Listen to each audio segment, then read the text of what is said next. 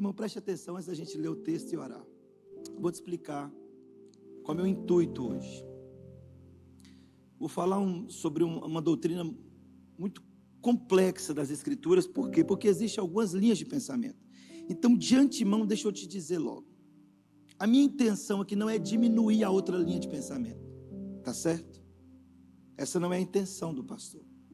Mas enquanto pastor daqui, eu preciso ensinar para a igreja que pastoreia qual é a visão que nós entendemos ser mais coerente com o ensino das Escrituras a respeito de grande tribulação e arrebatamento da igreja. Então, você vai ver várias coisas. Mas nosso intuito aqui não é ser melhor do que os outros. Tem outras interpretações. Outra coisa. Isso aqui não paga a conta não, irmão. Não separa as igrejas. Então, por exemplo, um grupo muito grande no Brasil crê de uma outra forma. Pastor, mas tem fundamento bíblico? Irmão, dentro da visão deles, sim. Na minha, não.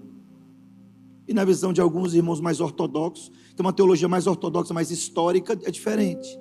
Mas o que nos une são algumas coisas básicas da fé cristã. Primeiro, a morte e a ressurreição de Cristo. Todos nós cremos nisso. Que a salvação é só por intermédio de Jesus Cristo. Todos nós cremos nisso. Que só Jesus pode salvar o homem. Todos nós cremos nisso. Cremos em um Deus triuno. Um único Deus que subsiste em forma de 3 pessoas. O Deus Pai, Deus Filho, Deus Espírito. Essas coisas nos unem. O restante são pensamentos ou interpretações a respeito de algumas questões. Se por acaso o pastor Júnior estiver equivocado, não é por falta de zelo, talvez é por mais falta de compreensão, mas aí vai estar o pastor Júnior e mais um monte de homem aí, muito mais inteligente, muito mais conceituado, também errado. Tá certo? Então, nós vamos estudar um pouco sobre isso hoje. Então, hoje a mensagem vai ser um pouco diferente. Vai ser uma mensagem esclarecedora. Eu quero esclarecer para você. Talvez você já ouviu muitas coisas. Por exemplo, há muitos anos atrás, quando meu pai começou a plantar igrejas. Meu pai foi um plantador de igreja. E um dos que plantou a igreja presbiteriana renovada no Brasil. Lá em Minas, começaram lá em Minas, foi para Bahia, viajou um bocado de lugar. Ele falou que um dia, por falta de compreensão daqueles irmãos novos na fé, chegou um homem, um pregador lá, um viajante, e falou assim, ó, Jesus vai voltar tal dia. Então vocês começam a vender os trem tudo aí, que Deus me mostrou, e o cara falou um monte de coisa, um trem doido, e falou uns mistérios e tal. O povo começou a vender as casas, irmão. Deus me mostrou que vai ter uma enchente aqui em Teoflotone na época, e vai acabar com a cidade. Então, aí o povo começou a querer ir embora de Teoflotone, olha que loucura. E meu pai falou assim, rapaz, quanta ignorância nossa. E muitos ainda hoje têm essa ignorância. Se chegar em um grupo aí e começar a falar só, Deus me mostrou, o camarada chupar o dente, falar uns 3 mistérios, ele fala e um monte de gente vai, por falta de compreensão. Então, o que acontece é isso.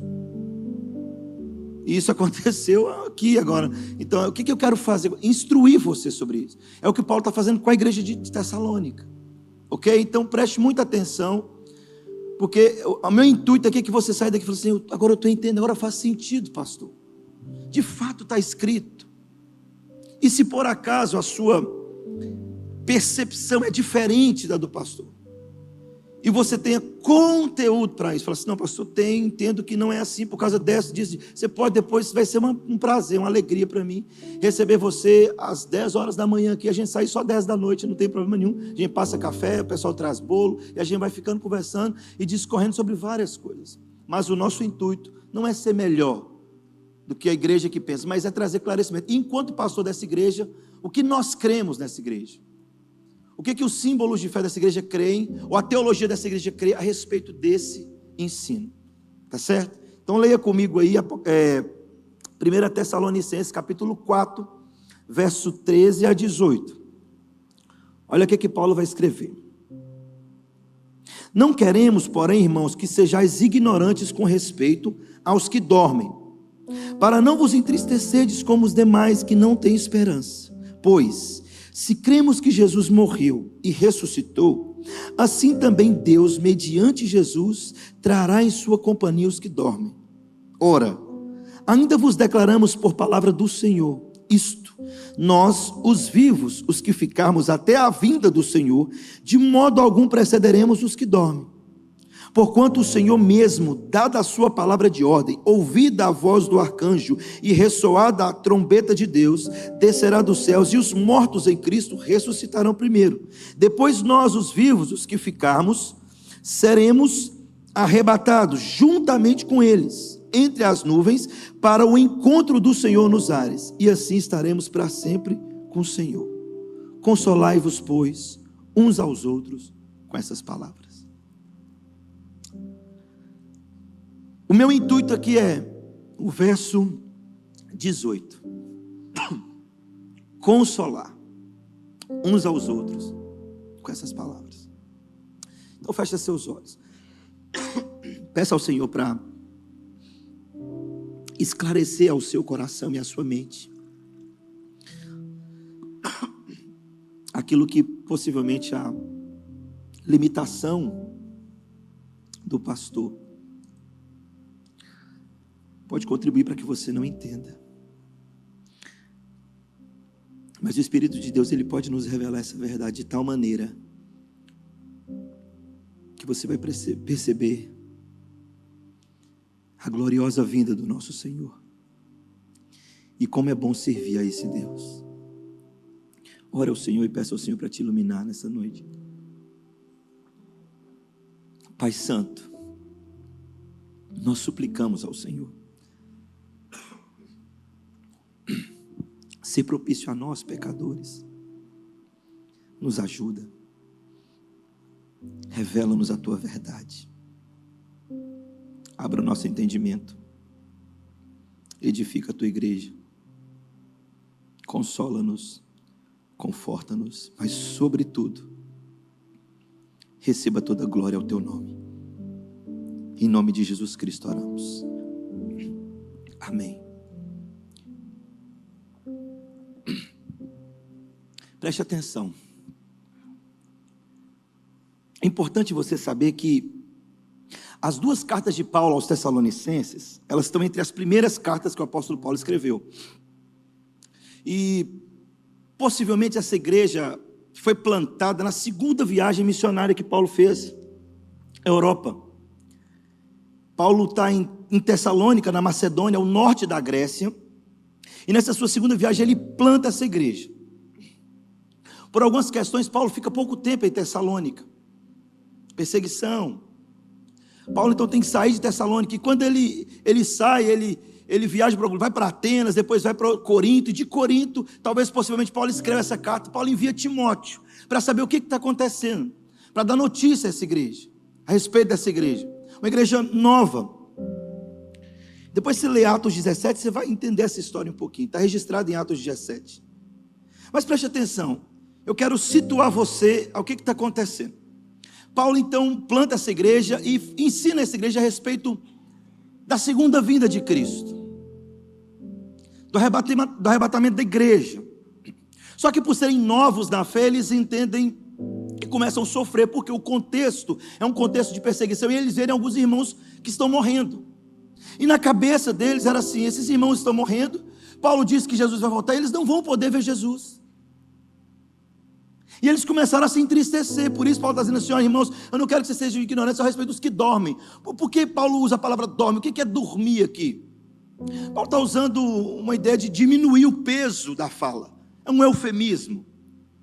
É assim: fulano de tal adormeceu, descansou. Você não vai chegar na casa chegar e falar assim: ô Vívia, seu marido morreu. Não vai fazer isso. Ele não morreu não, filho, está lá vivo e forte, bonito e saudável ali atrás.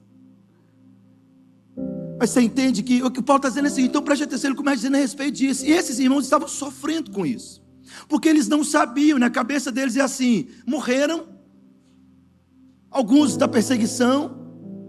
Paulo ensinou que Jesus vai voltar, eles não vão ver Jesus, o que vai ser deles? E Paulo então está respondendo isso. Paulo está ensinando isso. Existem muitos questionamentos a respeito do arrebatamento, irmãos. E no decorrer dela eu quero esclarecer, ou tentar esclarecer algumas dúvidas.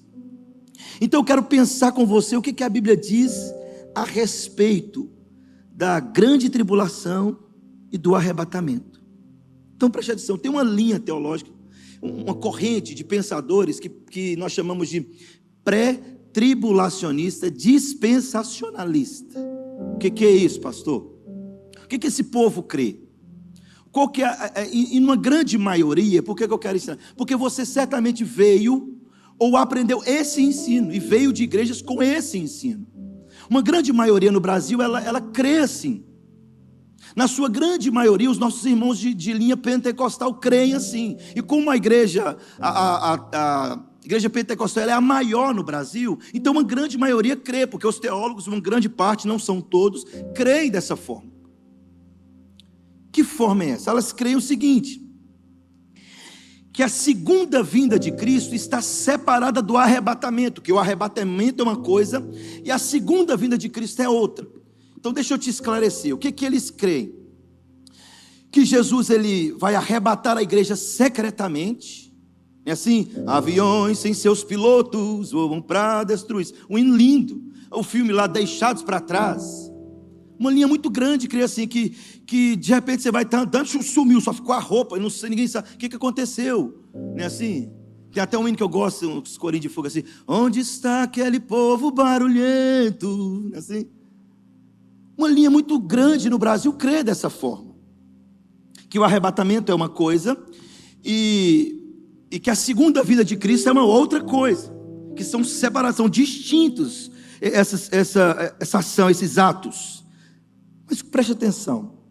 Aí, essa linha cria assim: Jesus vem, arrebata a igreja secretamente, começa-se 7 anos de muito sofrimento, tribulação, e aí quem ficou é assim, os crentes mesmo fiel, os que não faltam reunião de oração, esses vão na primeira leva, entendeu? Os mais ou menos meia boca, igual nós assim, vai ficar para repescagem.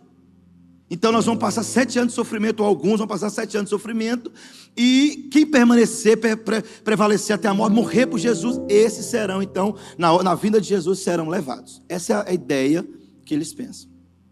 Ok? Eu tenho uma certa dificuldade com essa interpretação, apesar de ter alguns teólogos e alguns bons pastores que pregam a respeito disso. Apesar de ser uma coisa legal, né? E você vê aquele filme. Você lembra quando saiu o filme Deixados para Todo mundo ficou louco, irmão. O povo ficou doido. Falou: nossa Deus, Jesus pode voltar a qualquer hora. Deixa eu te falar uma coisa: Jesus não pode voltar agora. Pastor, quem é o senhor para dizer isso? A Bíblia está dizendo isso. Jesus não pode voltar agora, nem amanhã. Não tem como ele voltar agora. Como assim, pastor? A Bíblia diz que ninguém sabe o dia, nem a hora, nem assim. Calma que nós vamos saber. Nós vamos entender, mas não vamos saber nem o dia nem a hora não, porque surgiram seitas no Brasil, porque eles tentaram fazer conta com o dia que Jesus chegou, ia voltar, e até hoje Jesus não voltou, e tomara que eles erram todas, porque ninguém vai acertar.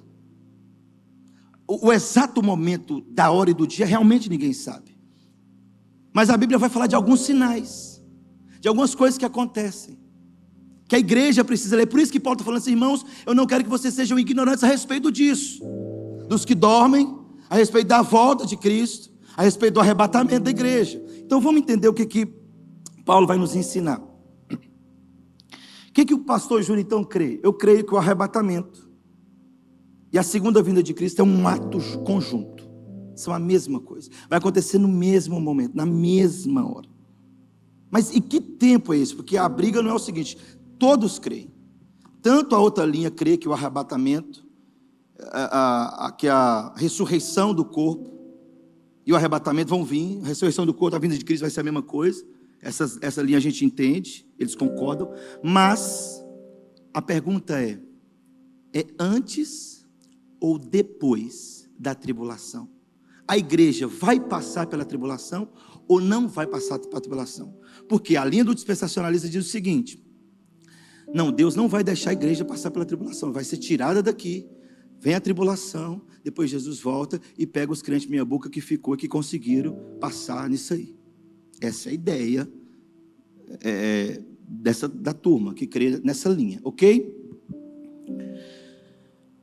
Mas vamos entender isso, vamos analisar o texto. Verso 13, Paulo está dizendo assim para esses irmãos, novos na fé. Entretanto, cadê? 1 Tessalonicenses ao 13. Não queremos, porém, irmãos, que sejais ignorantes com respeito aos que dormem, para não vos entristecerdes com os demais que não têm esperança. Está falando assim, irmãos, preste atenção. Existe uma resposta para a morte. Vocês não precisam sofrer e se entristecer como aqueles que não têm esperança. Ou seja, aqueles que quando morrem não existe mais esperança para eles. Esses irmãos, Paulo está falando para o povo de Tessalônica, que morreram em Cristo. Nós que estamos aqui, de maneira nenhuma, vamos preceder eles para ver o Senhor. Paulo está dizendo assim, olha aí. Pois se cremos que Jesus morreu e ressuscitou, assim também Deus, mediante Jesus, trará em sua companhia os que morreram, ou os que dormem. Lembra daquele texto? O mar dará os seus mortos. Não é assim? Paulo está dizendo assim, olha, existe uma resposta para isso. Os que morreram, eles vão ver o Senhor voltando. Porque nós que estamos aqui, Paulo está dizendo, nós não vamos anteceder, eles vão anteceder. Primeiro o Senhor vai ressuscitá-los e nós seremos transformados. Ou seja, Deus vai ressuscitar aqueles que morreram em Cristo, os que morreram crendo no seu nome, salvos pelo Evangelho, e eles verão o Senhor. Então vocês não precisam entristecer com isso. É isso que Paulo está dizendo para essa igreja. Aí verso 14 ele fala assim, olha, não tem, calma, existe uma saída. Como Cristo ressuscitou, Ele vai ressuscitar aqueles que morreram.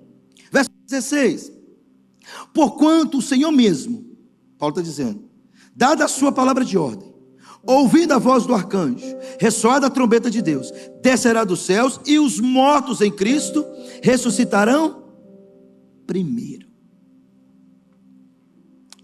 Paulo está dizendo, os que estiverem aqui, vamos botar aqui, já apareceu todos os sinais, morreu os crentes, dos 200, 180 que tem aqui, 100 e pouco tem aqui na igreja, morreu 80, tem só 100, os 80 ressuscitam primeiro, os 100 vão ser transformados depois, e vai se encontrar com esses 80, junto com o Senhor nos ares, você entendeu? É isso que Paulo está dizendo, mas acompanha o raciocínio, verso 17, ele vai dizer assim, 16, 17, os mortos em Cristo ressuscitarão primeiro. Depois, nós os vivos, os que ficarmos, seremos arrebatados. E aí agora começa a menção da palavra arrebatado.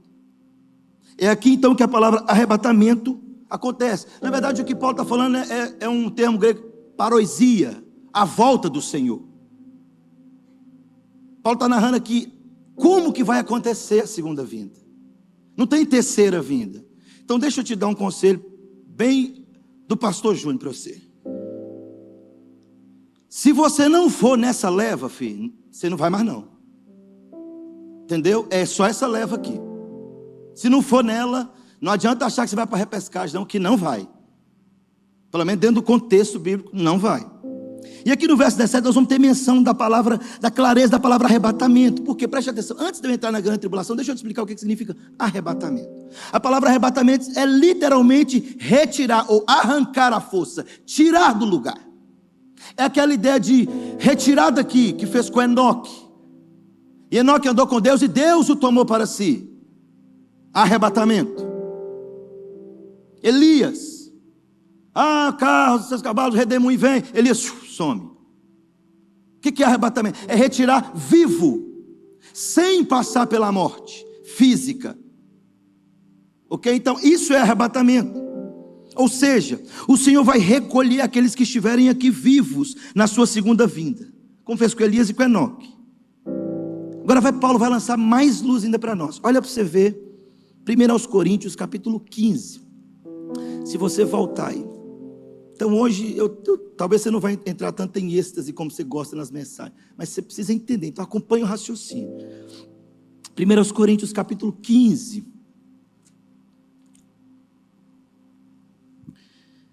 versos 50 a 52, vai dizer assim, ó. Isto afirmo, irmãos, que a carne e o sangue não podem herdar o reino de Deus, nem a corrupção herdar a incorrupção. Eis que vos digo um mistério, nem todos dormiremos, mas transformados seremos todos. Olha a menção de Paulo, num momento, no abrir e fechar de olhos, ao ressoar da última trombeta, a trombeta soará, os mortos ressuscitarão incorruptíveis e nós seremos transformados. Ao ressoar do quê? Da última trombeta. Presta atenção nos detalhes. Paulo está falando assim: esse corpo tem que passar por transformação, porque esse corpo é corrupto, ele não pode herdar o reino dos céus. E os mortos vão passar, o que a gente chama na teologia é a união estática dos seres. Quando morre, o corpo volta para o pó e a alma volta para Deus que lhe deu. É isso que a Bíblia diz. O que é a ressurreição? Deus então chama o corpo do pó e a alma. Você entendeu? Ah, pastor, mas aí nós não vamos ser tudo anjo, com veste resplandecente, andando em ruas de ouro, pisando em algodão. Irmão, Jesus ressuscitou e quando tocaram nele, ele estava com o corpo dele glorificado, incorruptível, mas ele comeu. Entendeu? Nós vamos virar anjo. Não vai ser assim. Paulo está falando assim: olha, preste atenção, mas esse corpo agora não vai ser mais corrompido, então é necessário que isso aconteça. Mas vamos à questão que divide pensamentos. E calma que eu estou só no começo, irmão. Quando acontecerá o arrebatamento? Bom, para uma linha acredito o seguinte: antes da tribulação a igreja é arrebatada. A outra linha fala, não, depois da tribulação a igreja é arrebatada. O que é a tribulação? Primeira coisa que você tem que ter em mente: a tribulação é uma perseguição ferrenha de Satanás contra a igreja. Foi a visão do Apocalipse. E foi dada a besta, a autoridade, o dragão, para que pelejasse contra a igreja e os vencesse. Deus está dando essa autoridade. Então, o que vai acontecer? Porque a perseguição é diferente, a grande tribulação é diferente do despejar da ira de Deus. O despejar da ira de Deus é sobre o ímpio, Satanás e seus demônios. A tribulação é imposta por Satanás à igreja. Então a ideia é: quem vai passar? A igreja passa ou não passa pela grande tribulação? Nós vamos sofrer ou não? Vão tentar fechar os nossos templos ou não? Vão tentar perseguir? O seu filho perder lugar na escola, não pode estudar porque é filho de crente ou não? Você vai perder seu trabalho? O que vai acontecer? Vão tentar prender o pastor, prender a igreja, prender... O que vai acontecer isso? Não, pastor, Deus vai tirar a gente daqui antes. Uma linha pensa assim. Particularmente eu não penso assim. Mas vamos tentar ver o que a Bíblia traz para nós mais a respeito disso. Vai comigo para Mateus, capítulo 24, e deixa aberto. Nós vamos precisar andar um pouquinho na Bíblia aí, tá? Essa corrente teológica que nós chamamos de dispensacionalismo, pré-tribulacionismo dispensacionalista, ela surgiu há pouco tempo, irmãos, há 200 anos atrás, por volta de 1803, mais ou menos. Então surge essa ideia. Até então não tinha essa ideia, esse ensino. Então o homem difundiu essa ideia. Quem é da década mais antiga teve acesso àquela Bíblia de Scofield. A Bíblia de Scofield ela tratava disso. Aí surgiu um bocado de coisa. Surgiu Deixados para Trás, surgiu hinos assim, e surgiu um bocado de coisa, porque se difundiu essa teologia. Mas olha Mateus capítulo 24, o sermão profético de Jesus, onde ele vai falar a respeito da tribulação e da volta. Mateus 24, verso 29. Logo em seguida, preste atenção. Logo em seguida, ou logo depois, talvez na sua versão está aí, logo depois, a tribulação daqueles dias, o sol escurecerá, a lua não dará sua claridade, as estrelas cairão do firmamento, e os poderes do céu serão abalados. Então aparecerá no céu o sinal do Filho do Homem. Todos os povos da terra lamentarão e verão o Filho do Homem vindo sobre as nuvens do céu com poder e muita glória. E ele enviará os seus anjos com grande clangor de trombeta, os quais reunirão os seus escolhidos dos quatro ventos ou dos quatro extremidades da terra dos céus. Aí ele vai dizer assim: arrependei. Parábola da figueira. Quando já os seus ramos se renovam, as folhas brotam, sabeis que está próximo o verão. Ele vai dar a ideia da figueira, mas presta atenção aqui, deixa eu te explicar. O que Jesus está dizendo aqui? O que o texto vai dizer? Verso 29. O texto vai dizer de algo que acontece depois da tribulação. O que vai acontecer depois da tribulação? E aí o verso 21 vai dizer assim: porque nesse tempo haverá grande tribulação, como desde o princípio do mundo até agora não tem havido, nem haverá jamais. Ou seja, aqui está falando da tribulação do fim dos tempos. Perseguição, morte, carnificina, massacre. Qual que é a ideia, pastor? A igreja nasce, um louco insano, megalomaníaco, chamado Nero, incendeia uma grande parte da cidade, Roma, bota a culpa nos cristãos e começa então uma carnificina, uma perseguição ferrenha aos cristãos, à igreja, de tal maneira que diz que a maldade desse homem era tão grande que ele estacava os cristãos, ateava picha, ateava fogo para iluminar o jardim com os cristãos pegando fogo. Perseguição. Então a grande tribulação aqui, ele está dizendo a respeito disso. O que vai acontecer? Só que o texto vai dizer assim: logo depois da tribulação acontecerá algumas coisas. E ele começa a falar do sinal do Filho do Homem. Mas olha o detalhe, ele diz assim: e ele enviará os seus anjos, verso 31, com grande clangor de trombeta, os quais reunirão os seus... Mas aqui já não é tribulação. Por que os escolhidos já não foram arrebatados? Consegue entender? Está entendendo, irmão? Aí não. Está acompanhando o raciocínio? Vamos lá, vamos avançar. Verso 31, ele vai reunir os seus escolhidos. Ou seja, o texto diz que o Filho do Homem aparecerá no céu com glória, poder e glória. Mas o verso 29 fala que isso só vai acontecer depois da tribulação. Logo depois da tribulação, ou logo em seguida da tribulação, o Filho do Homem aparecerá e vai reunir os seus eleitos. Então eu começo a entender uma coisa. Você achou mesmo, filho, que todos os nossos irmãos do passado, de todas as eras, de todos os tempos, de todas as igrejas, de todo o povo de Deus, foram perseguidos e nós não? É sério? Não. Escute aqui. Ele ainda vai reforçar mais.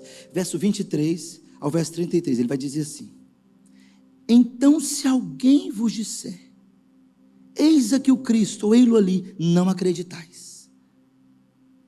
Porque surgirão falsos cristos e falsos profetas, operando grandes sinais e prodígios, para enganar, se possível, até os próprios eleitos. Olha aí, 25. Vede que vos tenho predito. Portanto, se vos disserem, eis que ele está no deserto, não saia para lá. Ou eis que ele está lá no interior, não vai. No interior da casa, não sai para lá, não acredita. Porque assim como o relâmpago sai do oriente, se mostra no ocidente, assim também há de ser a vida do Filho do Homem. Onde estiver o cadáver, aí se juntarão os abutres. Preste atenção aqui, o que ele está falando? Que Cristo virá e não será secretamente. Não vai ser daquela forma como... E agora? Eu cheguei em casa, cadê minha esposa? Minha esposa liga para a polícia, pergunta. Não, ela foi arrebatada. Aí bota aqueles adesivos no carro, né? Em caso desse carro perder o negócio, foi motivo de arrebatamento. Em caso desse carro perder o controle. Não é assim que tinha os adesivos da década de 90, 80, sei lá? Em caso do carro perder o controle, fui arrebatado. Não vai ser assim. O texto está dizendo que depois da tribulação Deus vai reunir os eleitos. E aqui está dizendo o seguinte, preste atenção. Olha, se vocês ouvirem, está lá, corre para lá. Não, está ali, não, corre para lá. Não, o Filho do Homem está lá, corre para lá. Não está. Paulo falou assim, não vai ser assim. Por quê? Porque todo olho verá, assim como um relâmpago risca no horizonte, risca no ocidente, de uma extremidade da terra à outra, todos os olhos verão a vinda do Filho do Homem. É isso que ele está dizendo. Então não vai ser secreto. Os olhos verão. Os homens verão. Vai ser algo audível. Ele está falando assim, ao ressoar da trombeta. A ideia da trombeta que é um chofar do Antigo Testamento. Mas nem por isso eu tenho que pegar um chofar e tocar aqui na hora do culto.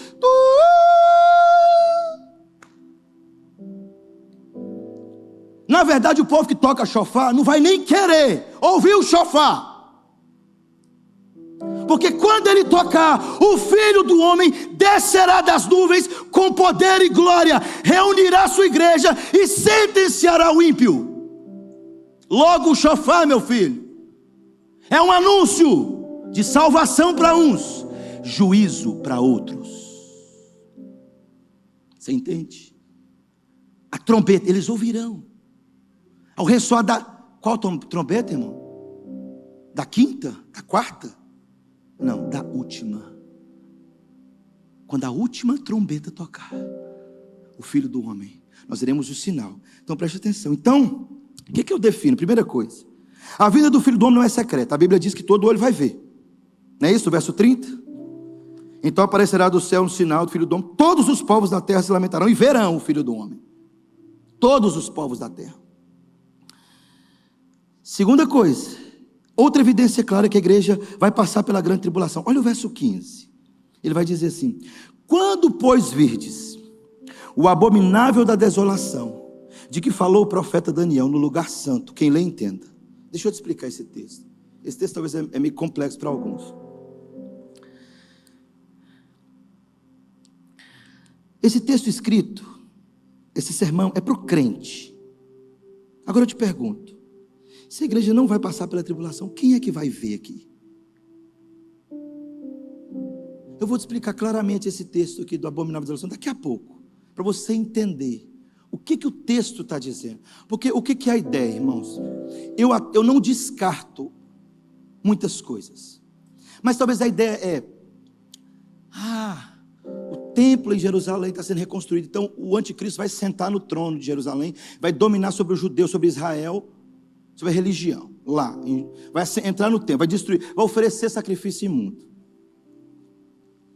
Eu não descarto, mas eu tenho dificuldade com essa visão. Vou te explicar no final por quê, tá? Outra coisa, outra evidência clara. Verso 22 vai dizer assim: não tivessem aqueles dias sido abreviados, ninguém seria salvo. Mas por causa dos escolhidos, tais dias serão abreviados. Que dias são abreviados? Os dias da tribulação. O texto está falando disso. Se você ler Mateus 24, você vai perceber assim, tá uma série de acontecimentos.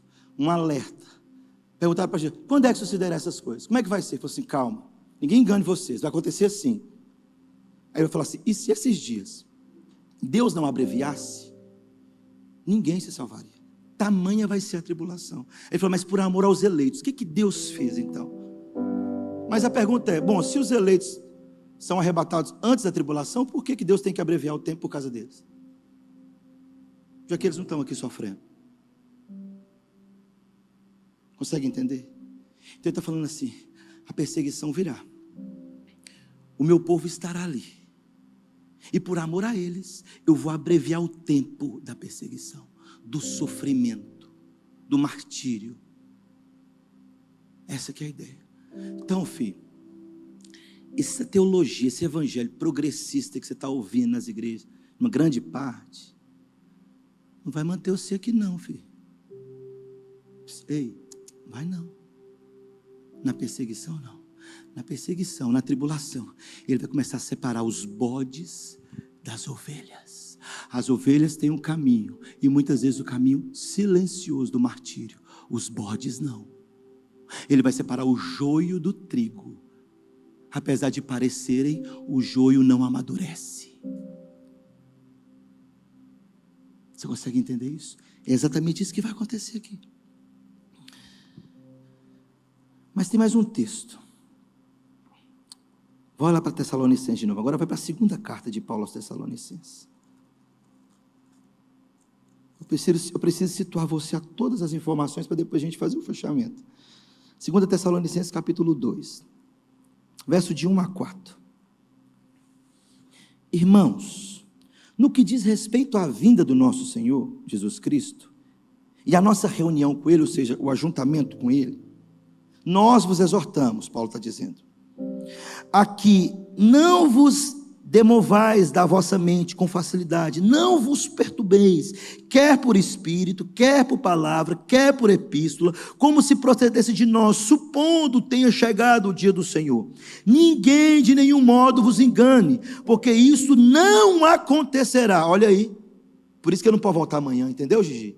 Porque isso não acontecerá, sem que primeiro venha a apostasia, e seja revelado o homem da iniquidade, o filho da perdição. Paulo está dizendo assim, o que estava acontecendo? Paulo planta a igreja, Timóteo traz informações, fala assim, Paulo, é o seguinte, você escreveu a primeira carta, o pessoal está a respeito da vida, mas surgiu um negócio lá que está incomodando o povo, está deixando o povo desesperado. Até menção de, está rodando uma carta lá em Tessalônica, falando que o Senhor Jesus já veio, que já voltou. E aí o pessoal está sem saber o que fazer, eles estão confusos, o povo está com medo. Aí Paulo vai escrever a segunda carta aos Tessalonicenses, colocando as coisas em ordem. Paulo diz assim, olha, preste atenção, não creiam em qualquer coisa que aparece. Então deixa eu usar as frases de Paulo, para poder falar para você, igreja do Senhor, ovelha que querida, preciosa, que Deus confiou nas minhas mãos e na mão dessa igreja. Deixa eu te explicar aqui, não fica acreditando em qualquer coisa não, filho. Você vai para a internet, fica caçando lá um bocado de coisa, e acredita em tudo. Paulo fala assim, não acredita em todas as coisas, nem por carta, nem por epístola, ou se um outro evangelho aparecer, ou um anjo aparecer, e começar, não acredita em todas as coisas, a respeito da vinda do Senhor. Por quê? Porque Paulo vai dizer assim, não, Jesus não veio ainda, Ele não voltou, porque antes dele voltar, irá acontecer algumas coisas. Então o que eu quero fazer com isso? Ensinar você a ler os sinais, a observar os sinais. O que Paulo está dizendo que nós temos que observar? Ele está dizendo, primeiro, a apostasia. Nós já estamos começando a ver isso, ou não? Muitos irmãos apostatando da fé, mas aqui ele está falando assim, preste atenção, a igreja vai apostatar, uma grande parte da igreja vai apostatar da fé, eles vão deixar a fé, eles vão viver um evangelho estranho, esquisito. Nós já estamos começando a ver isso, mas ele está falando num contexto geral, global. A igreja vai começar a deixar a fé. As instituições vão começar a anunciar um evangelho estranho demais, esquisito demais. Você já está começando a ver isso no Brasil. Mas o que é isso? Até que a Bíblia tem que ser reescrita, reinventada, reeditada. Agora a inteligência artificial vai reinterpretar a Bíblia. Para o inferno com a inteligência artificial. Inteligência de Satanás. Não, pastor, é meu avatar. Seu avatar para o inferno com seu avatar. Avatar. Estou falando do emoji não, viu, filho? Estou falando do OTI. O avatar que fica encontrando, sei lá que negócio. Eu não sei esse trem não, irmão. Trem esquisito aí. Ele está falando assim, vai começar a ter apostasia na igreja. Nós já estamos começando a ver os sinais. Ou seja, a apostasia está aí. Está começando a entrar nas igrejas. O estranho é você ser um cristão conservador, que ama a Deus, a santidade, a família. Não, o pastor não pode mais pregar não.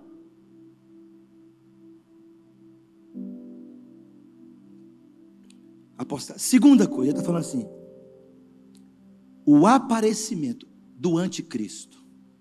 Não, pastor, mas tem um pessoal falando que ele já está por aí. Mas ele apareceu, eu não vi. E eu sei que talvez você pensou um monte de nome de político, mas não são eles.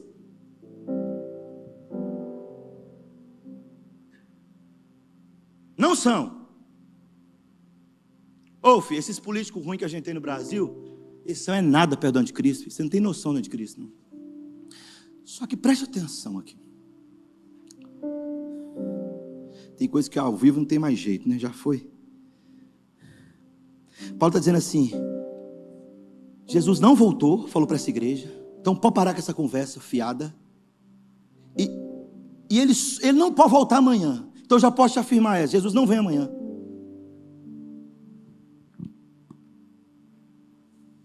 Por quê? Porque Paulo está dizendo assim, porque essas coisas não vão acontecer antes que esses sinais apareçam. Aí ele diz, ninguém de modo nenhum vos engane, porque isto não acontecerá sem que primeiro venha a apostasia e seja revelado o homem da iniquidade, o filho da perdição, o qual se opõe e se levanta contra tudo que se chama Deus ou é objeto de culto, a ponto de assentar-se no santuário de Deus, ostentando-se como se fosse o próprio Deus. Já aconteceu isso? Vocês estão vendo isso acontecer na esfera global? Não. Ainda não existe um poder religioso dominando o mundo todo. Você fala assim, então Jesus não pode voltar. É depois desses sinais. Aí, pastor, então peraí, pastor, o que o senhor está querendo dizer? Estou querendo dizer o seguinte: quando você como cristão começa a guardar a sua fé e olha para a igreja no geral e começa a perceber que a igreja está deixando a fé e de repente aparece a manifestação desse homem da iniquidade, aí você pode preparar. Aí a qualquer hora e a qualquer momento que eu não sei, que você não sabe e que ninguém sabe, o Senhor volta. Mas antes disso, primeiro os sinais. É isso que Paulo está dizendo. Ninguém engane vocês. Você imagina que loucura seria para nós. E preste atenção, irmão, aqui não está falando da volta de Jesus porque você morreu. Se você morrer hoje, Jesus voltou para você hoje. Você tem que entender isso também. Saiu daqui de um culto maravilhoso. Pois é, bateu o carro. Ó, que tragédia, morreu. Jesus voltou para você hoje. Não tem repescagem. Não tem jeito. Vamos avançar. Então, Jesus pode voltar a qualquer momento? Não, Paulo está dizendo. Antes tem que acontecer esses sinais. Apostasia. O homem da iniquidade, ou seja, o anticristo. Logo, o anticristo tem que se manifestar primeiro. Agora, preste atenção aqui. Olha o verso 7 e verso 8. Com efeito, o mistério da iniquidade já opera, e aguarda somente que seja afastado daquele que agora o detém. Então será de fato revelado o iníquo, a quem o Senhor Jesus matará com o sopro da sua boca e o destruirá pela manifestação da sua vinda. Olha aqui, escuta comigo. Olha aqui que Paulo está dizendo. Que quando Jesus vir, ele vai destruir o anticristo com o sopro da sua boca. Não é isso que você leu? Não é assim que está escrito? Na sua segunda vinda, Jesus vai destruir o anticristo com o sopro da boca. E a vinda do anticristo configura o quê? A grande tribulação. Logo, Jesus só vem depois da grande tribulação. Está entendendo? Não. Nunca mais você vai cair em engano, se você quiser. Está falando assim, Jesus vai destruir o anticristo quando ele vir na sua segunda vinda. Ele vai destruir o anticristo. O anticristo ele vem para imprimir sobre o mundo, sobre a igreja, tribulação. E quando Jesus vir, ele vai destruir o anticristo com o sopro da sua boca. Logo, se o anticristo prefigura tribulação, e Jesus quando ele vir vai destruir, se ele vai destruir, não tem como ter tribulação mais. Então Jesus só vem depois da tribulação. Você passou, o que você quer dizer com isso? Que nós vamos passar pela tribulação. Que a igreja vai passar por ela. Mas vamos avançar mais um pouco. O texto de Tessalonicenses no verso 4, capítulo 2, verso 4, está linkado com Mateus. Ele vai dizer, quando vides o abominável da desolação no lugar santo, quem lê entenda. O que é isso aqui? De maneira literal, aconteceu isso no ano 70. No ano 70 isso aconteceu. Um rei chamado Antíoco Epifânio e um imperador chamado Tito, eles invadiram Jerusalém, entraram no templo, e eles profanaram o templo, eles obrigaram os judeus a comer comida sacrificada a ídolos, obrigaram os judeus a oferecer sacrifício impuro, e eles sacrificaram porcos no altar do Senhor. Logo, a pior profanação para um judeu era a profanação do templo. Por isso o texto está dizendo assim, o abominável da desolação entrará no templo, vai profanar o templo do Senhor. Então, nessa ideia de maneira literal, já aconteceu. Por isso que eu tenho dificuldade de entender que o templo de Jerusalém vai ser reconstruído, o anticristo vai entrar lá e vai fazer um culto totalmente promíscuo, atacando tudo que é de Deus, para poder profanar o templo de novo. Por quê, pastor, que você entende assim? Por quê, irmãos? Porque aqui a igreja, no contexto aqui de Tito, e no contexto de Antíoco Epifânio, a igreja era judaica. O símbolo do judaísmo era o templo. O símbolo da presença de Deus para o judeu era o templo. O judeu, ele tinha apreço, zelo pelo templo. Só que a igreja agora é do Novo Testamento. Não tem mais templo de Salomão. Entendeu? O do esquisitão aí do Brasil aí, o carequinha lá.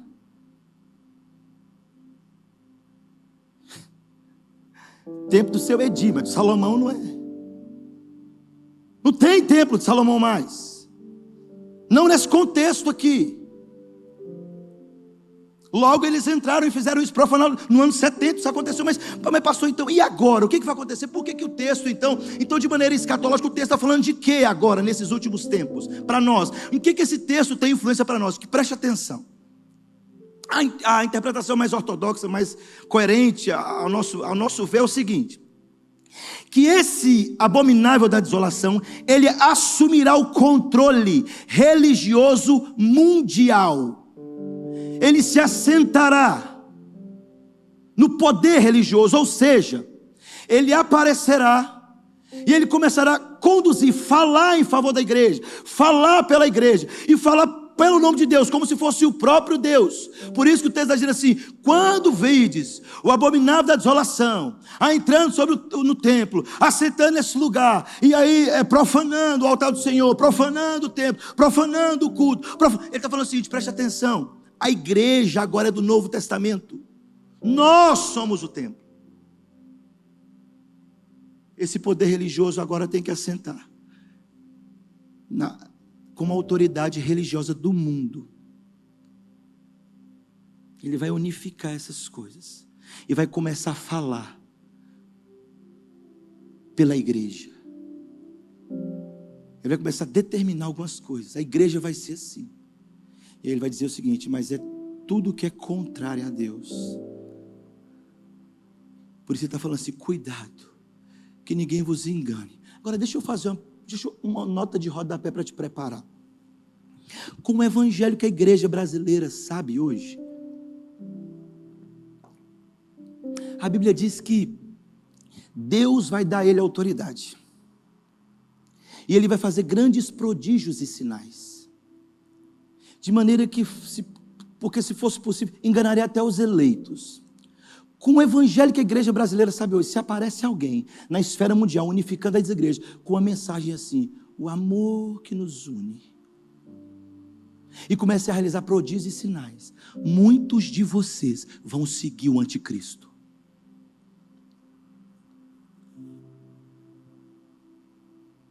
E sabe por que eu estou te dizendo isso? Porque se houve coisa muito mais fraca, sem milagre nenhum, você segue esses caras tudo aí. Ou você tem coragem de botar copo de água na televisão para cura. Aí você imagina o cara fazer chover fogo do céu, se você não vai acompanhar ele.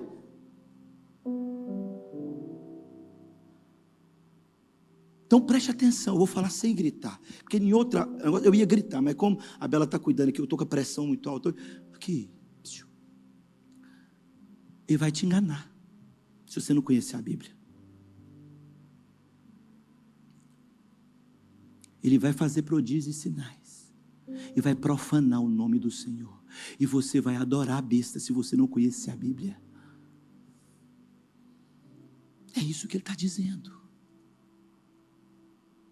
Se possível, vai enganar muitos. Você está achando que é brincadeira? Deixa eu te falar, no final eu vou ler umas frases para você, que veio aqui desavisado, ô dó, se essas palavras vão cair por terra. Você vai ver se, presta atenção. O anticristo irá se assentar no poder religioso. Então, quando nós vemos uma entidade maligna dominando o poder religioso, numa perspectiva mundial, e falando em nome de Deus e da igreja, e estiver conduzindo a igreja no mundo todo, e no verso 4 diz que esse iníquo, ele se opõe a tudo que se chama Deus, tudo que é objeto de culto, então nós saberemos, o fim chegou. Agora, a qualquer momento, a qualquer segundo, o Filho do Homem aparecerá no céu. Esses sinais precisam acontecer. Então, meu irmão, preste atenção. A ideia é que o anticristo ele vai tomar a liderança da igreja em um contexto mundial. Vai vir como um falso Messias, um falso Deus. Mas volta comigo para Mateus 24 agora, verso 23 e 28, que eu quero te explicar um trecho muito importante. Mateus 24. Você está conseguindo entender, irmão? Está difícil demais para entender. Está entendendo? Amém ou não? Eu começo tudo de novo, não tem problema não. Vamos lá.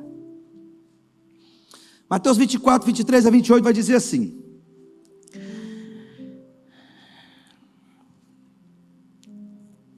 então, se alguém vos disser, eis aqui o Cristo, eis ali, não acrediteis, porque surgirão falsos cristos.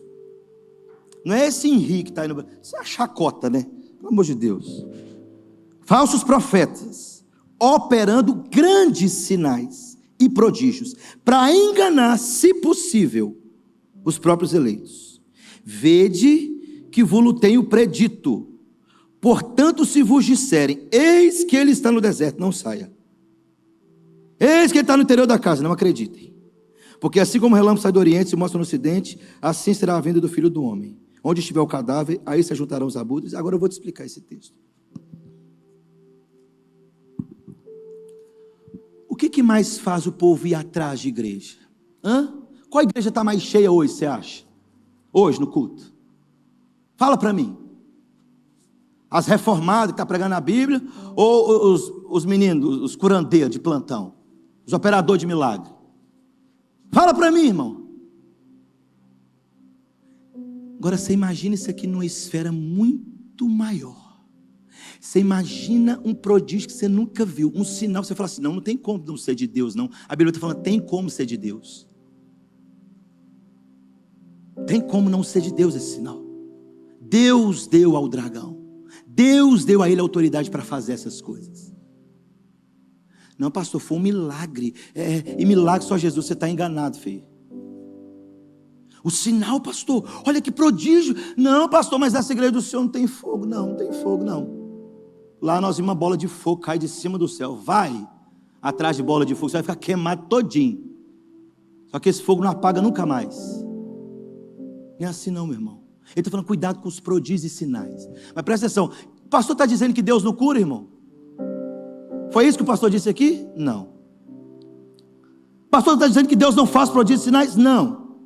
Mas eu estou dizendo que uma das coisas que o anticristo vai fazer, que os falsos mestres irão fazer, que a besta irá fazer, é prodígios e sinais para enganar o povo. E ele fala assim, não, ele está lá realizando, então corre todo mundo para lá. E aí Jesus está dizendo, não vá atrás dele, não faça isso. Por quê? Porque preste atenção, a volta de Jesus não precisa ser anunciada. Jesus voltou, está lá em Maceió, aí sai todo mundo do sul, corre para Maceió. Jesus voltou, está lá em Santa Catarina, pega todo mundo, corre para Santa Catarina. Jesus voltou, está lá no deserto do Saara, vende tudo, vamos para lá. Fala, não faça isso. Não vai ser assim. Por que não vai ser assim? Ele está dizendo, porque no que concerne à volta de Jesus, não vai precisar ninguém chamar atenção para ela, porque ela vai se assemelhar a um relâmpago que risca o horizonte e é visto por todos da terra. Apesar de não sabermos o exato momento dos sinais que antecedem, a Bíblia deixa claro para nós que tem sinais que vão vir, e a vinda ocorrerá no momento exato que vai precisar ocorrer. Por quê? Escuta o texto. Ele diz, como o relâmpago sai do oriente, se mostra no ocidente, assim será a vinda do Filho do Homem. Os olhos verão. Ele diz, e aonde estiver o cadáver? Ele está dizendo, ela acontecerá quando ela vai precisar ocorrer, porque moral e espiritualmente a humanidade terá se deteriorado tanto, que irá se assemelhar à carniça, pronta para ser devorada pelos abutres. Está dizendo assim, nós vamos olhar para a humanidade, e a degradação moral vai ser tão grande, que de repente nós vamos ver o sinal, como um relâmpago sai do oriente, se mostra no ocidente. Assim será a vinda do Filho do Homem. Ninguém vai precisar chamar atenção para a vinda do Filho do Homem. A trombeta soará do céu, o anjo tocará a trombeta, diz as Escrituras, e o Senhor aparecerá no céu com poder e glória. Ele então arrebata a sua igreja. os mortos em Cristo, Ele chama de novo, ressuscita os mortos vão se encontrando com o Senhor nos ares, e nós que estivemos aqui, somos transformados, e subimos e encontramos com o Senhor nos ares. É isso que Paulo está dizendo, a vinda do Filho do Homem será assim.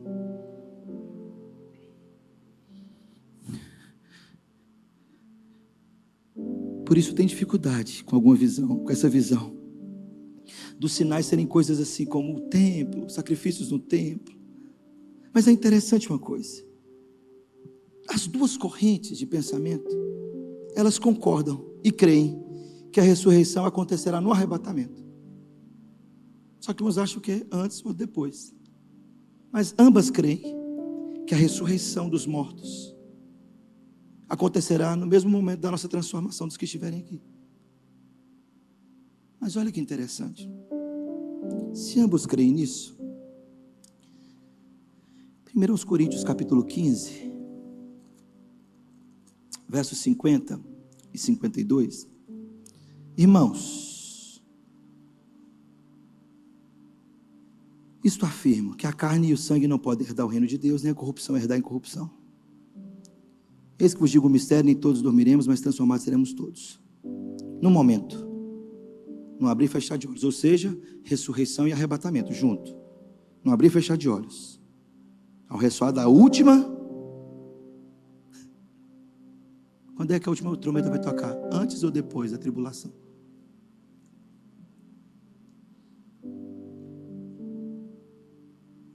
Como diz a Gigi, Tramontina. A última ressurreição, arrebatamento. Bom, aqui está falando ao ressoar da última trombeta. Se ambas as correntes creem que a ressurreição e o arrebatamento acontecerão no mesmo momento, vamos saber o que Jesus falou a respeito disso? João 6. João capítulo 6, versos 53 e 54.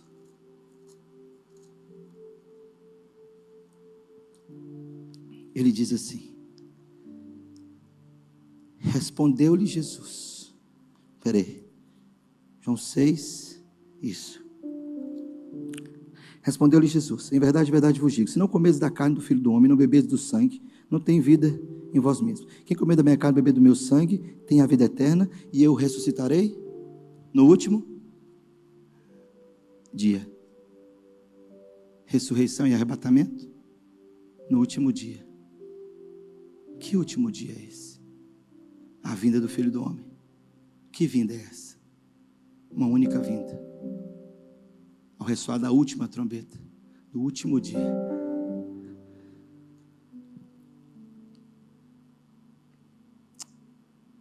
Mas eu quero finalizar com você.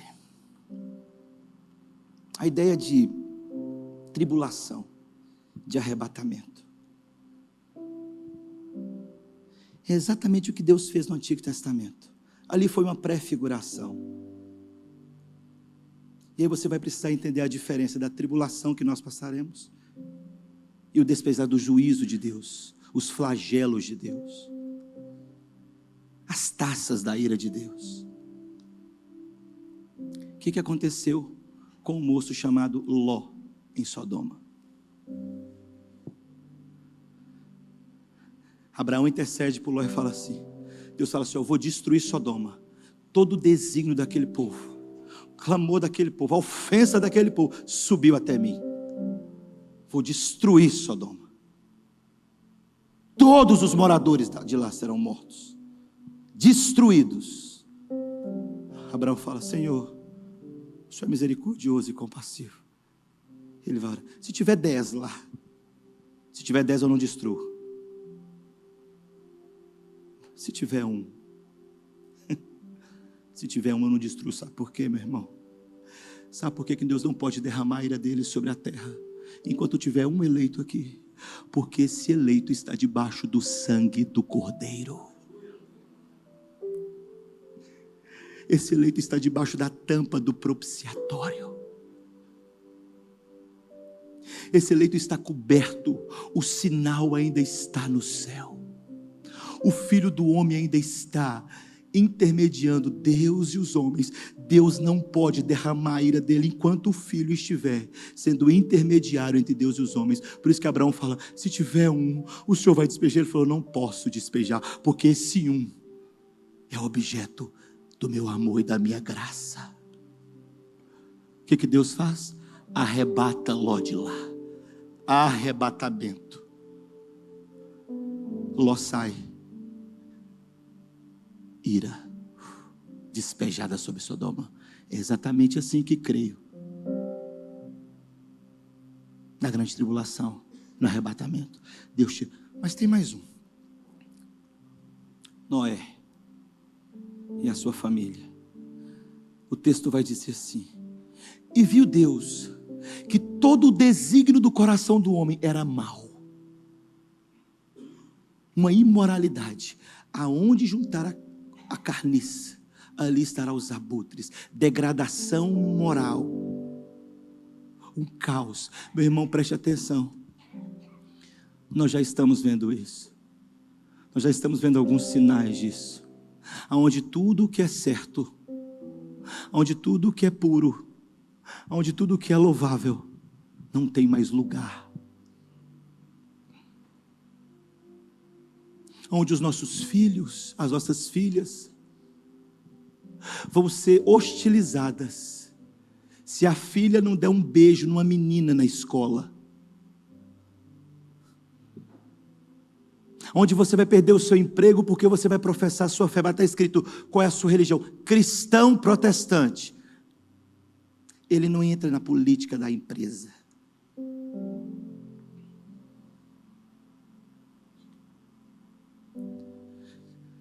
Se eu que não sou tão das antigas assim, os meninos mais novos aqui, já ficam assustados com algumas coisas.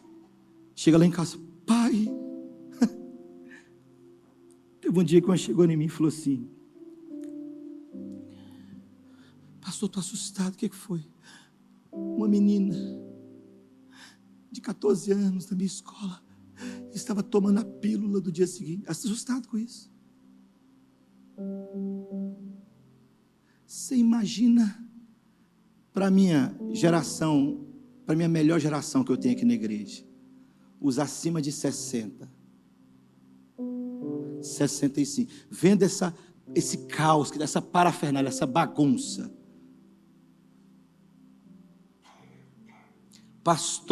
Pastoras, né? E nem existe, mas vestidas de maneira sensual, ministrando na igreja. Estão quase infartando, irmão.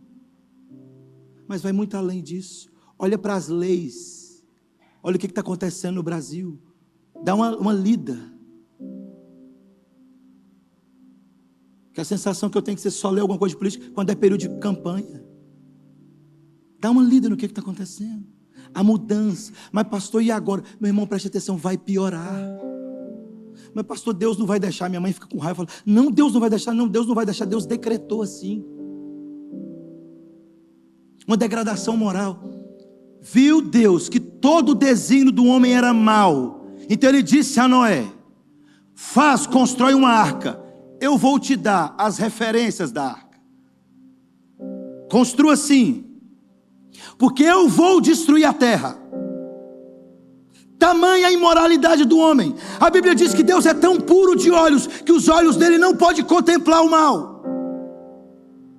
E quando o cálice da iniquidade transbordar, Deus então vem, arrebata a sua igreja e despeja a sua ira. Deus arrebatou Noé com os seus filhos, a sua família, 8 ele coloca dentro da arca. E quando a tampa da arca fecha, Deus desce do céu e estabelece a sua ira. É exatamente assim que vai acontecer. Quando o Filho do Homem aparecer no céu com grande poder e glória, ele vai olhar para a sua igreja e vai dizer, vocês já permaneceram, vocês prevaleceram. Por isso João vai escrever o Apocalipse daquela igreja, olha, se você permanecer fiel até a morte, eu dar-te a coroa da vida.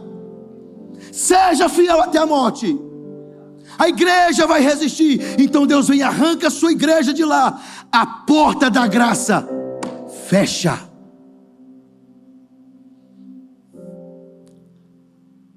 O que vem agora na terra, pastor? Ira. Não existe mais nenhum filho da graça na terra. Pastor, e agora? Agora? E se eu ficar, pastor? Deixa eu te dar um conselho da Bíblia. Você fala assim: montanha do Everest, cai sobre mim. É melhor você ser amassado pela montanha do que receber o despejar da ira de Deus. É isso que o texto está dizendo. Todo mundo vai sair daqui assustado hoje, né? Vai não, calma. Existe uma palavra de consolo para nós nisso tudo. Apocalipse capítulo 3, verso 10. Pastor, e para nós? É isso que eu acho lindo da Bíblia. E para nós?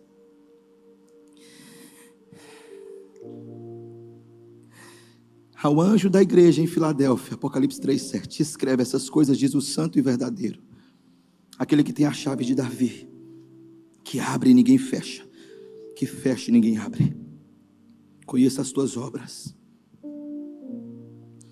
Eis que tenho posto diante de ti uma porta aberta do céu, a qual ninguém pode fechar. Que tens pouca força. Entretanto, guardaste a minha palavra e não negaste meu nome. A mensagem do Evangelho é Jesus olhar para mim e para você e dizer: eu sou a porta. Aquele que entrar por mim entrará e achará pastagem. Eu sou a porta. A porta ainda está aberta, meu irmão. Ele é a porta. Mas preste atenção, ele avança e diz assim: tens pouca força, mas guardaste a palavra e não negaste o meu nome. Só entra pela porta aqueles que reconhecem e dizem: logo eu, Senhor, um pobre pecador, um devedor, um frágil e fraco. Ele diz: tem pouca força, mas guardaste meu nome. Eis que farei que alguns dos que são da sinagoga de Satanás, desses que a si mesmo se declaram judeus, desses que a si mesmo se declaram judeus e não são, mas mentem, eis que os farei vir e prostrar-se os teus pés e conhecer que eu te amei. A promessa para a igreja de Filadélfia. Olha o verso 10. Porque guardaste a palavra da minha perseverança, também eu te guardarei na hora da provação, que há de vir sobre o mundo inteiro para experimentar os que habitam sobre a terra. Ele está dizendo assim: e para a igreja, pastor?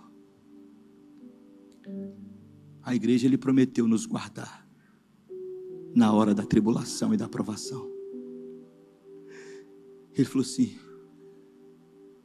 eu não vou impedir e nem vou tirar vocês daqui, assim como eu não fiz com a igreja do primeiro século. Assim como eu não fiz com os meus irmãos perseguidos na Coreia, na China, nos países da igreja perseguida. Eu não vou impedir a tribulação e a perseguição de vir sobre vocês, mas eu vou guardar vocês, e ninguém vai arrebatar vocês das minhas mãos, ninguém vai tirar vocês das minhas mãos. A igreja não vai negar o Senhor, porque o Senhor manterá o seu povo santo, andando com Ele, crendo nele, amando a Ele e sendo testemunha fiel num mundo corrompido, onde o caos assola o mundo. Nós chegaremos e diremos: não, nós não nos prostraremos. Se pode aquecer a fornalha 7 vezes mais, Ele falou: aqueça a fornalha, mas eu estarei lá dentro com vocês. Jogue os leões, mas eu fecharei a boca. Eu vou guardar vocês da provação, eu vou guardar vocês da tribulação. O Senhor está dizendo: Deus vai nos guardar, meu irmão. Nós não vamos abandoná-lo e nem deixar o nome dele, porque ele vai nos guardar. É isso que ele está dizendo. Mas tem mais. Apocalipse capítulo 22. E você talvez que entrou aqui e falou: nossa Deus, para que eu vim nessa igreja hoje? Nunca mais eu volto. Ah, meu irmão, como eu queria que você entendesse essa verdade. Pena que eu não posso fazer isso. Mas se o Espírito quiser, Ele pode abrir a sua mente hoje e você entender que o Senhor está próximo. O rei está voltando, como diz aquela canção. De fato, o rei está voltando. Apocalipse capítulo 22. No verso 6 ele vai dizer assim: disse-me ainda: Essas palavras são fiéis e verdadeiras. O Senhor, o Deus dos espíritos dos profetas, enviou o seu anjo para mostrar aos seus servos as coisas que em breve devem acontecer. Eis que venho sem demora. Bem-aventurado aquele que guarda as palavras da profecia deste livro. Eu, João, sou quem ouviu e viu essas coisas. E quando as ouvi e vi, prostrei-me ante os pés do anjo que me mostrou essas coisas para adorá-lo. Então ele me disse: não faça isso. Eu sou conservo teu, dos teus irmãos, os profetas, e dos que guardam as palavras deste livro. Adore a Deus. Disse-me ainda: não cele as palavras da profecia deste livro, porque o tempo está próximo. Continue o injusto, fazendo injustiça. Continue o imundo, ainda sendo imundo. O justo continue na prática da justiça, e o santo continue a santificar-se. E eis que venho sem demora, e comigo está o galardão que tenho para retribuir a cada um segundo as suas obras. Eu sou o Alfa, eu sou o Ômega, o princípio, o primeiro e o último, o princípio e o fim. Bem-aventurado aqueles que lavam as suas vestiduras no sangue do Cordeiro, para que lhes assista o direito à árvore da vida e entrem na cidade pelas portas. Fora ficam os cães, os feiticeiros, os impuros, os assassinos, os idólatras e todo aquele que ama e pratica a mentira. Eu, Jesus, enviei o meu anjo para vos testificar essas coisas às igrejas. Eu sou a raiz e a geração de Davi, a brilhante estrela da manhã. O Espírito e a noiva dizem: vem. Aquele que ouve, diga: vem. E aquele que tem sede, venha. E quem quiser, beba de graça da água da vida. A fonte ainda está a jorrar, meu irmão. Sacie a sua sede nele. Mate a sede da sua alma nele. A porta da graça está aberta. A Bíblia vai dizer que o Senhor virá como nos dias de Noé. Os homens estão casando e dando-se em casamento, não estão dando atenção nem ouvido à voz de Deus, nem à sua palavra. Abra os seus ouvidos. O Senhor está vindo. E para uns esse dia será glorioso.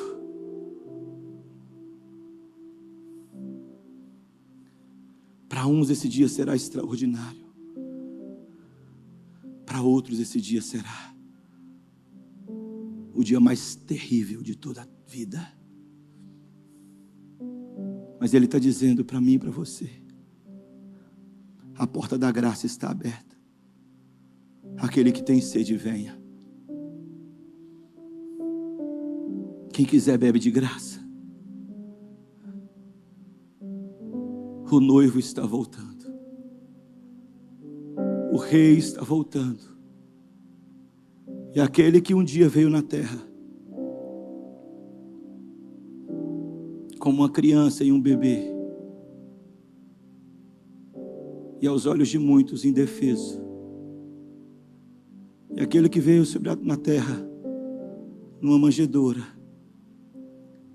entrou na cidade do rei em um jumentinho. Aquele que veio sobre a terra, e a Bíblia o chama de o cordeiro, um animal indefeso. E a Bíblia diz que ele então caminha para a morte como um cordeiro mudo, que não abriu a sua boca.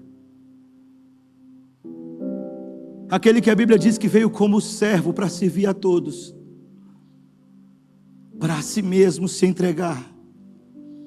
Aquele que a Bíblia diz que veio e permitiu ser julgado e sentenciado, acusado injustamente, e recebeu essa acusação, e aceitou de bom grado a sentença contra ele. Aquele que a Bíblia diz que foi visto por anjos, pregado aos gentios, crido no mundo, negado, vendido, trocado, cravado em uma cruz. Essa mesma Bíblia está dizendo que Ele está voltando, não mais nessa configuração que você viu, não mais no jumentinho, mas assentado num cavalo branco, não mais vestido com roupas simples, filho de um carpinteiro da Galileia, Ele virá com um manto de sangue, com uma coroa na sua cabeça. Aquele que veio com palavras de servo, agora virá com uma espada afiada em sua boca para julgar as nações. Aquele que veio com olhos fragilizados pelo cansaço do trabalho árduo de um servo sofredor, voltará com seus olhos como chamas de fogo. Aquele que a Bíblia diz que veio a primeira vez e que nós o reputávamos por aflito e oprimido de Deus, que nenhuma beleza havia nele que nos agradasse, de maneira que os homens viraram o rosto. Agora ele virá com as suas credenciais, porque diz Apocalipse que na sua coxa vai estar escrito: Rei dos reis, Senhor dos senhores. Ele virá nas nuvens com poder e grande glória. Arrepende hoje, beba de graça da água da vida hoje. Lave suas vestes no sangue do Cordeiro hoje. Arrependa-se dos seus pecados hoje. Volte para Jesus hoje. Os sinais estão ficando mais evidentes. Muito em breve esses sinais acontecerão, e você verá o Filho do Homem vir com poder e glória. Faça isso hoje. Aí ele diz: